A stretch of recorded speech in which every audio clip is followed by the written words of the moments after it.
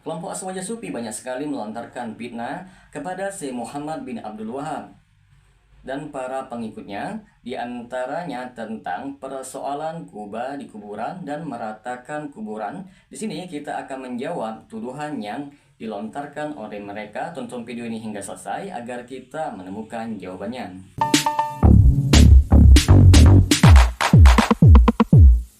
Assalamualaikum warahmatullahi wabarakatuh. Jumpa lagi dengan saya Rio Mulyadi di channel Manhaj Dakwah. Pada episode kali ini kita akan membahas tentang fitnah Aswaja Sufi terhadap Wahabi berkenaan isu kuburan. Di antaranya ialah satu, mereka mengatakan bahwa setelah 2 tahun Wahabi menguasai Arab, kemudian mereka menyerang Madinah, menghancurkan kubah yang ada di atas kuburan.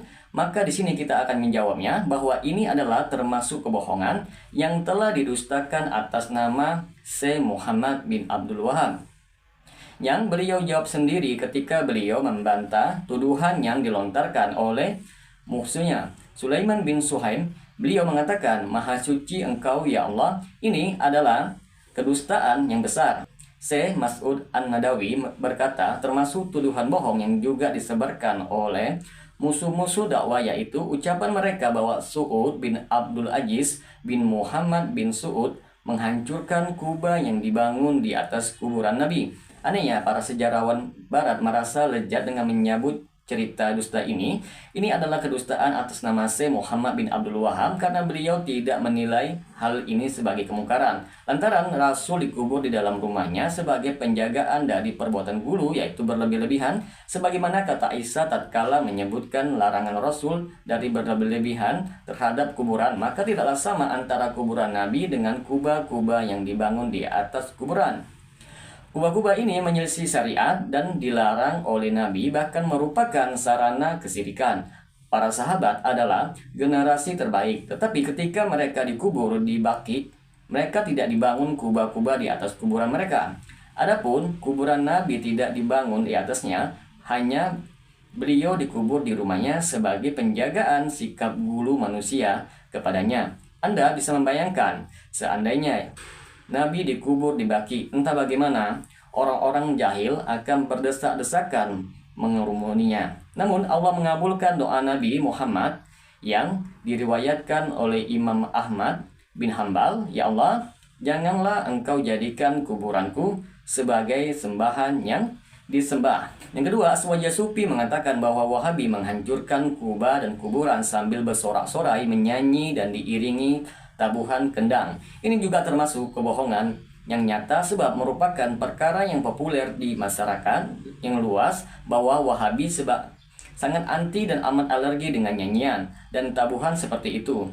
Syekh Muhammad bin Abdul Wahab sendiri menyebutkan bahwa di antara adat-adat kaum jahiliyah adalah mereka menjadikan agama mereka sebagai lahu, yaitu senda gurau dan permainan. Syekh Shalih bin Fauzan Al-Fauzan menjelaskan hal ini pada zaman sekarang pun dihidupkan oleh kaum sufi yang menjadikan tabuhan, kendang, dan nyanyian sebagai ibadah. Nyanyian dan alat musik pada dasarnya saja sudah haram hukumnya. Lantas bagaimana kiranya kalau dijadikan sebagai ibadah kepada Allah? Kemudian apakah kita lupa dengan kisah kematian Syekh Sulaiman bin Abdillah, cucu dari Syekh Muhammad bin Abdul Wahab, di mana tatkala beliau difitnah dengan tuduhan yang dusta, maka beliau dipanggil oleh Al-Basyah, lalu Al-Basyah mengancam beliau dan menyuruh grup penyanyi untuk menghadirkan alat-alat musik kepada beliau.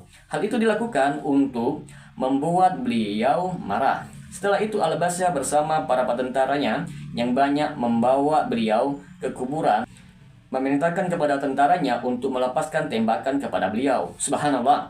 Apakah setelah semua ini kemudian tuduhan Aswaja Sufi ini bisa diterima oleh seorang yang berakal? Yang ketiga, mereka Wahabi juga mencaci maki ahli kubur, bahkan sebagian mereka kencing di kubur kaum sholihin tersebut.